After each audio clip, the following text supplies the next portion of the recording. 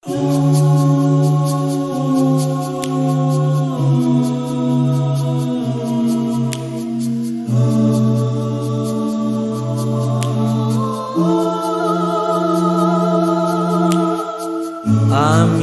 ao ry tompony mivavaka mangataka satria izao mbola mpanolona ianao no manapaka ka ianao no iankinako ianao irery any hanavotray sy tantanay hatrany.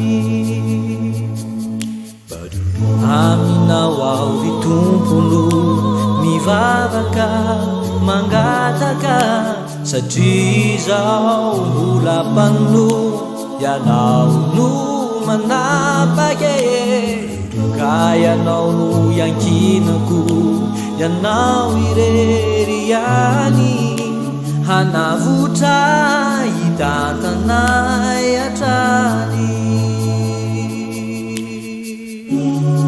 Maro anisy ireo mahantra tena kivy mila fonjy efa reraka tokoa manantena tsy hoe mbola ho avy ilay mpamonjy hitondray nitondra soa.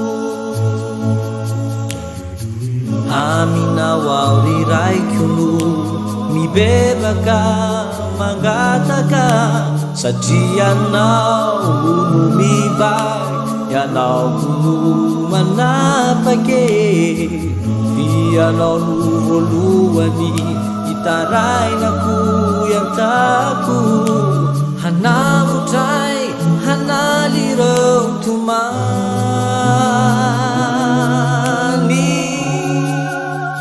alafo miamahery miasarotra tokoa ny fiainanay ity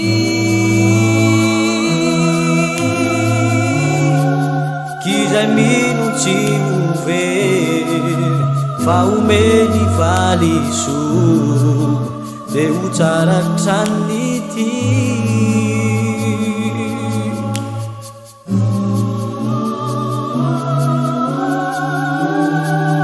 Maro anisy ireo mahantra tena kivy mila fonjy efa reraka tokoa manantena tsy hoela mbola ho avy ilay mpamonjy hitondra soa.